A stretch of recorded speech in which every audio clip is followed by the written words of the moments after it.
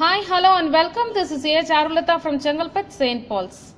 Class 12 Accountancy கான Reduced Syllabus Revision போயிட்டுருக்கு. அதில் ஏற்கனவே Unit 1 and Unit 2 Reduced Syllabus Revision போட்டாச்சு. இப்போ இந்த மாடியூல்லேருந்து Unit 3 Partnership Firm Fundamentals கான Revision Sums, அதாவது Reduced Syllabus கான Revision Sums போட்டுட்ருக்கேன், ஆரம்பிக்க போகிறேன். ஸோ இது என்ன அப்படின்னா Illustration Sums வந்து 1 and then அதுலேருந்து 5லேருந்து 20 சம்ஸ் வரைக்கும் தான் illustration sums. Regarding exercise sums அதே மாதிரி எக்ஸசைஸ் சம் நம்பர் 1, அதுக்கப்புறம் 5லேருந்து 20 வரைக்கும் நமக்கு எக்ஸசைஸ் ப்ராப்ளம்ஸ். ஏற்கனவே நான் வந்து எக்ஸசைஸ் சம் ப்ராப்ளம்ஸ் எல்லாத்தையும் நான் ஒரு வீடியோவில் நான் போட்டிருக்கேன். If you want you can go through Charulatha accounts 12th standard unit 3 போட்டிங்கன்னா உங்களுக்கு ஃபுல்லாக 18 வீடியோஸ் வரும். அதில் ஃபுல்லாக எக்ஸசைஸ் சம்ஸ் இருக்குது, அதனால் அதை பார்த்துக்கோங்க. நான் இப்போ இந்த ரிவிஷனில் ரெடியூஸ்டு சிலபஸ் ரிவிஷனில் இல்லுஸ்ட்ரேஷன் சம்ஸ் உங்களுக்கு ப்ராக்டிஸ் பண்ணுறேன். Okay, before moving on to the sums let us have the recap of what is partnership business. Partnership ஃபர்முங்கிறது வந்து என்னென்னா, when 2 or more persons join together to carry on some business and இந்த agreed ratio of profit and losses share பண்ணிக்கிறோம் அப்படின்னு பண்ணுறது தான் இந்த partnership business. யாரெல்லாம் இந்த பர்சன்ஸ் எங்கேஜ் ஆயிருக்காங்களோ அவங்கள இண்டிவிஜுவலாக நம்ம பார்ட்னர்ஸ்னு சொல்லுவோம். அவங்க நடத்துகிற அந்த பிஸ்னஸுக்கு we call it as a firm அப்படின்னு சொல்லுவோம். ஸோ நான் இப்போ ஏற்கனவே சொன்ன மாதிரி அக்ரீட் ரேஷியோ அப்படிங்கிறது எதில் இருக்குது அப்படின்னா இந்த பார்ட்னர்ஷிப் டீட் அப்படின்றது இருக்கும். பார்ட்னர்ஷிப் டீட் அப்படிங்கிறது ஒன்றும் இல்லை, it is a document actually. அதில் என்ன இருக்கும் அப்படின்னா they would have written the terms of agreement, அந்த பார்ட்னர்ஸுக்குள்ளே இருக்கிற அக்ரிமெண்ட்டை பற்றி அந்த டீடில் மென்ஷன் பண்ணியிருப்பாங்க. ஓகே, அதுக்கப்புறம் இன் கேஸ் இந்த பார்ட்னர்ஷிப் டீட் சைலண்டாக இருந்ததுன்னா அப்போ எப்படி அவங்க பிஸ்னஸை கேரி ஆன் பண்ணணும் அப்படின்னா, எந்த பார்ட்னருக்கும் சேலரி அப்படிங்கிறது கிடையாது. No salary is allowed to any partners. அதே மாதிரி ப்ராஃபிட் அண்ட் லாஸஸ் பற்றி எதுவும் மென்ஷன் பண்ணல பார்ட்னர்ஷிப் டீடில் அப்படிங்கிற பட்சத்தில் they have to share it equally. அதே மாதிரி interest on capital will not be allowed to any partners in the absence of partnership deed. And the next one is interest on loan. அப்படின்னா partners யாராவது loan கொடுத்தாங்க பிஸ்னஸுக்கு அப்படின்னா அவங்களுக்கு interest கொடுக்கலாம், but only at the 6% per annum. அதுக்கப்புறம் டிராயிங்ஸை பொறுத்த வரைக்கும் no interest is charge on the drawings to any partners.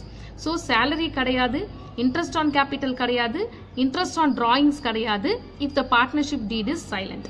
அதே மாதிரி profit and losses should be shared equally and interest on loan should be allowed only at the rate of 6%.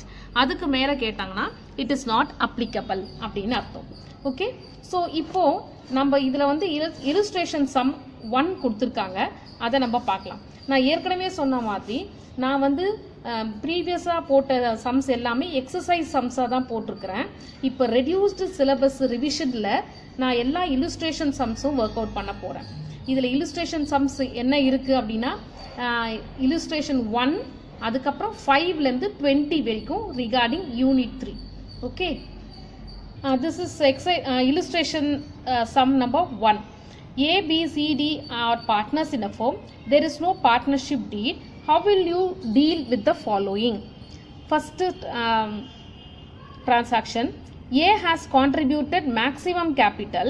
He demands interest on capital at 12% per annum. அதாவது ABCD 4 பேர் partners இருக்காங்களா, அதில் ஏ வந்து நிறைய capital maximum capital கொடுத்துருக்குறாராம். அதனால் அவருக்கு வந்து interest on capital வந்து 12% வேணும் அப்படின்னு கேட்குறாரு. வில் யூ அலவ் அப்படின்னா நோ. ஏன்னா நான் ஏற்கனவே சொன்ன மாதிரி if the partnership deed is silent அப்படிங்கிற பட்சத்தில் no interest on capital will be provided to any partner. Okay, so இதுக்கு நம்ம சொல்யூஷன் எழுதுறது வந்து ஒரு ஸ்டேட்மெண்ட்டாக தான் எழுதுகிறோம். அப்படி எழுதும்போது since there is no partnership deed provision of the Indian partnership act 1932 will apply அப்படின்னு போட்டுட்டு ஃபர்ஸ்ட்டுக்கான சொல்யூஷன் என்ன எழுதுறோம் அப்படின்னா no interest on capital is payable to any partners. But A என்ன கேட்குறாரு, 12% கேட்குறாரு. அது மாதிரி கேட்கறதுக்கு அவருக்கு ரைட்ஸ் இல்லை, because the partnership deed is silent. Okay, next transaction பார்க்கலாம். B has withdrawn ₹1000 per month. Other partners ask B to pay interest on drawings at 10% per annum to the firm, but B does not agree to it. இது ஏற்கனவே சொன்ன மாதிரி தான் interest on drawings will not be allowed to it's not received, it's not charged for the any partners when the partnership deed is silent. So இதுக்கான solution எழுதும்போது நம்ம ஸ்டேட்மெண்ட்டாக எப்படி எழுதணும்? No interest is chargeable on drawings made by any partners. Okay. Now third one, loan advanced by C to the firm is rupees 10,000. He demands interest on loan at 9% per annum. A and B do not agree with this. Actually நம்ம என்ன படிச்சோம்? Interest on loans வந்து it will be allowed at the rate of 6% per annum தான் கொடுக்கணும் if the partnership deed is silent. ஆனா இவர் எவ்வளவு கேக்குறாரு? He is asking for 9% per annum. So நம்ம சொல்யூஷன் எப்படி ஸ்டேட்மெண்ட்டா எழுதணும்? Interest on loan is payable at 6% per annum. Okay. Next, fourth one. D demands salary at the rate of rupees 5,000 per month as he spends full time for the business. B and C do not agree with this. ஏற்கனவே சொல்லியிருக்கேன், no salary is allowed to any partners if the partnership deed is silent. So அதை நம்ம ஸ்டேட்மெண்ட்டாக எப்படி எழுதணும்? No remuneration is payable to any partner. Okay. Next, A demands the profit to be shared in the capital ratio, but B, C and D do not agree. அதாவது A என்ன சொல்றாருன்னா, நான் வந்து நிறைய கேபிட்டல் போட்டிருக்கேன், அதனால நான் வந்து கேபிட்டல் ரேஷியோவில் ப்ராஃபிட்டை பிரிங்க அப்படின்னு கேட்குறாரு. ஆனால் அதுக்கு B, C, D did not agree. ஏன் அப்படின்னா, if the partnership deed silent அப்படின்ற பட்சத்தில் profit and losses should be shared only equally, right?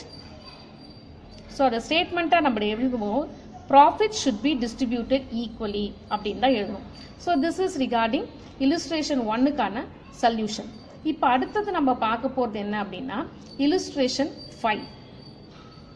Before moving on to illustration 5, அந்த சம் எதை பொறுத்து இருக்குன்னா இன்ட்ரெஸ்ட் ஆன் கேபிட்டலில் கால்குலேட் பண்ணுறதுக்கான சம் தான் illustration 5.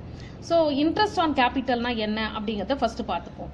இப்போ என்ன பண்ணுறாங்க, பிஸ்னஸ் வந்து ஆரம்பிக்கிறாங்க பார்ட்னர்ஸ் அப்படின்னா, பார்ட்னர்ஸ் வந்து பிஸ்னஸுக்கு கேபிட்டலை கொடுக்கும். Okay, partners gives the capital to the business. Okay, business என்ன பண்ணும், இன் ரிட்டர்ன் அந்த கேபிட்டலுக்கு இன்ட்ரெஸ்ட்டை கொடுக்கும். ஓகே, ஸோ இது என்ன அப்படின்னா, உள்ளே வர்றது வந்து பார்ட்னருடைய கேபிட்டல், வெளியில் போடுறது வந்து இன்ட்ரெஸ்ட் ஆன் கேபிட்டல். ஸோ இது ஜேர்னல் என்ட்ரி சொல்லும்போது உங்களுக்கு சொல்கிறேன். இப்போ அதுக்கு முன்னாடி இந்த இன்ட்ரெஸ்ட் ஆன் கேபிட்டலை கால்குலேட் பண்ணுறதுக்கான ஃபார்முலா என்னன்னு பார்த்தீங்கன்னா, amount of capital into rate of interest per annum into period of interest. இந்த அமௌண்ட் ஆஃப் கேபிட்டல் அப்படிங்கிறது யூஸ்வலி ஓப்பனிங் கேபிட்டல் தான். ஏன்னா பிஸ்னஸ் ஆரம்பிக்கும் போது அவங்க என்ன கேபிட்டல் போட்டிருக்காங்களோ அதுக்கு தான் நம்ம இன்ட்ரெஸ்ட் ஆன் கேபிட்டலை கால்குலேட் பண்ணணும்.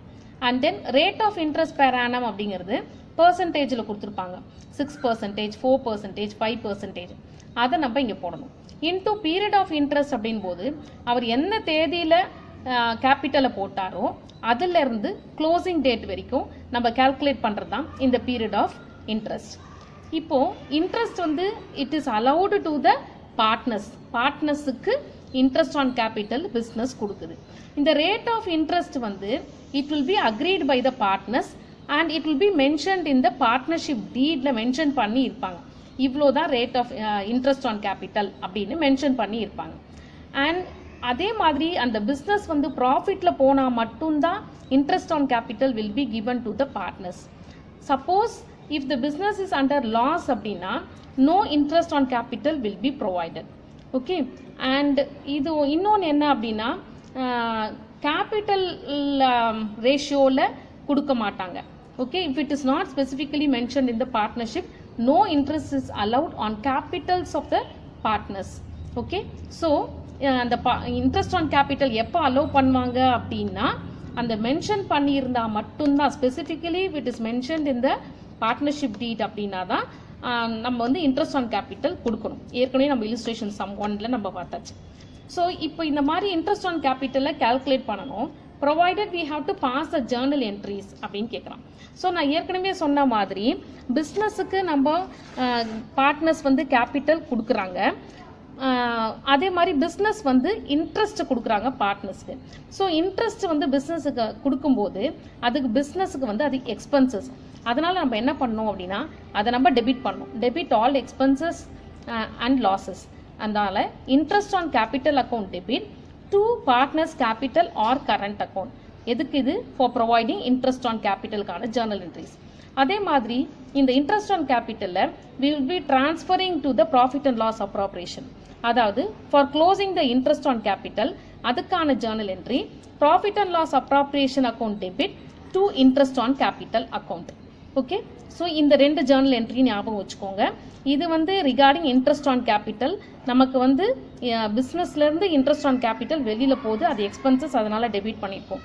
இப்போ நம்ம டிராயிங்ஸ் வரும்போது அதுக்கான ஜேர்னல் என்ட்ரியை நான் சொல்கிறேன்.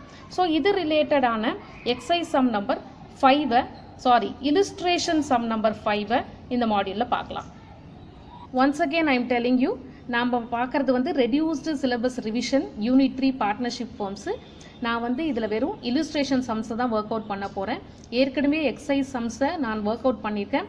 அதுக்காக நீங்கள் பார்க்கணும் அப்படின்னா Charulata accounts 12th standard unit 3 போட்டிங்கன்னா ஃபுல் எக்ஸைஸ் சம்க்கான பிளேலிஸ்ட் உங்களுக்கு கிடைக்கும். Okay, now illustration 5, this is based on interest on capital. இங்கே கொடுத்துருக்க சம் என்னன்னு பார்த்தீங்கன்னா, Mannan and Ramesh share the profits and losses in the ratio 3:1. The capital on 1st April 2018 was ₹80,000 for Mannan and ₹60,000 for Ramesh. And their current accounts showed a credit balance of ₹10,000 and 5,000 respectively. இந்த current account பேலன்ஸை we should ignore. அதை நம்ம we should not take it into consideration. நம்ம ஓப்பனிங்கில் அவங்க எவ்வளோ capital போட்டாங்களோ அதை தான் நம்ம கன்சிடர் பண்ணணும். என்ன கொஸ்டின் கேட்டிருக்காங்க? Calculate interest on capital at 5% per annum for the year ending 31st March 2018 and show the journal entries. So மன்னனுக்கும் ரமேஷ்க்கும் இன்ட்ரெஸ்ட் ஆன் கேபிட்டலை கால்குலேட் பண்ணணும். ஸோ ஃபஸ்ட்டு அதுக்கான formula amount of capital into rate of interest into period of interest. Okay, இப்போ amount of capital அப்படின்னும் போது capital account balance 80,000 for Mannan and 60,000 for Ramesh. So solution எழுதுறதுக்கு முன்னாடி அந்த ஃபார்முலாவை எழுதிக்கோங்க. Interest on capital is equal to amount of capital into rate of interest per annum into period of இன்ட்ரெஸ்ட்னு எழுதிக்கோங்க. தென் மன்னனுடைய இன்ட்ரெஸ்ட் ஆன் கேபிட்டல் அப்படின்னா அவர் போட்ட amount 80,000 into rate of interest நமக்கு கொஷின் இருக்குது 5%, 5/100. இது பீரியட் ஆஃப் இன்ட்ரெஸ்ட் நம்ம ஏன் இதில் போடல அப்படின்னா இது வந்து இது 1 whole இயருக்கு. அதாவது அவங்க ஓப்பனிங்கில் ஃபஸ்ட்டு ஏப்ரல் போட்டிருக்காங்க, கால்குலேட் பண்ணுறது 31st March. அப்போ 12/12 அப்படின்னா 1 தான். ஸோ அதனால் நம்ம பீரியட் ஆஃப் இன்ட்ரெஸ்ட் இதில் போடலை. ஓகே, ஸோ மன்னனோடது 80,000 இன்டூ 5/100 போட்டால் we get 4,000, right? 8 5s are 40. And ரமேஷோடது அவர் போட்ட capital 60,000 into rate of interest வந்து 5%. அதை நம்ம கால்குலேட் பண்ணோன்னா 3,000 வருது. ஓகே, ஸோ டோட்டலாக இன்ட்ரெஸ்ட் ஆன் கேபிட்டல் அவங்க 2 பேருக்கும் சேர்த்து எவ்வளோ ப்ரொவைட் பண்ணியிருக்கு பிஸ்னஸ் அப்படின்னா 7,000. இதில் இன்னொன்று கேட்டிருக்காங்க, ஷோ த ஜேர்னல் என்ட்ரிஸ்ன்னு கேட்டிருக்காங்க. ஏற்கனவே நான் சொன்ன மாதிரி இன்ட்ரெஸ்ட் ஆன் கேபிட்டல் அப்படிங்கிறது எக்ஸ்பென்சஸ் ஃபார் த பிஸ்னஸ். அதனால் அதை டெபிட் பண்ணு. யாருக்கு கொடுக்குறாங்க? பார்ட்னர்ஸுக்கு. அந்த பார்ட்னரோட கேபிட்டல் அக்கௌண்ட்டுக்கு அதை போடணும். So interest on capital account debit to Mannan's current account to Ramesh current account அப்படின்னு போடுங்க. ஓகே, ஸோ மன்னனுடையது 4,000, ரமேஷோடது 3,000, டோட்டலாக 7,000 இன்ட்ரெஸ்ட் ஆன் கேபிட்டலில் காமிங்க. ஏற்கனவே சொன்ன மாதிரி இதை ப்ராஃபிட் அண்ட் லாஸ் அப்ராப்ரியேஷனுக்கு நம்ம டிரான்ஸ்ஃபர் பண்ணுறது, தட் இஸ் இன்ட்ரெஸ்ட் ஆன் கேபிட்டலை க்ளோஸ் பண்ணுறோம். அதுக்கான journal entry profit and loss appropriation account debit to interest on capital closed அப்படின்னு நரேஷன் எழுதுங்க. இது எழுதும்போது இந்த டோட்டல் அமௌண்ட்டு 7,000 இங்கே காமிங்க. Okay, this is regarding the illustration sum 5 கான answer regarding calculation of interest on capital. Okay, next module மீதி உள்ள sums நம்ம பார்க்கலாம். ஏற்கனவே நான் சொன்ன மாதிரி இதில் வந்து illustration 1 and 5 நான் முடிச்சிருக்கேன். நெக்ஸ்ட் மாடியூல்ல 6th ஆரம்பிக்கிறேன். ஓகே, ஸோ நான் பார்க்க போகிறது வெறும் illustration sums தான். இந்த ரிவிஷன் ரெடியூஸ்டு சிலபஸ் ரிவிஷனில் illustration sums தான் ஒர்க் அவுட் பண்ணுறேன். எக்ஸசைஸ் சம்முக்கு you go for Charulatha accounts 12th standard unit 3. You will get 18 videos regarding all the exercise sums. Okay, hope you are clear with this.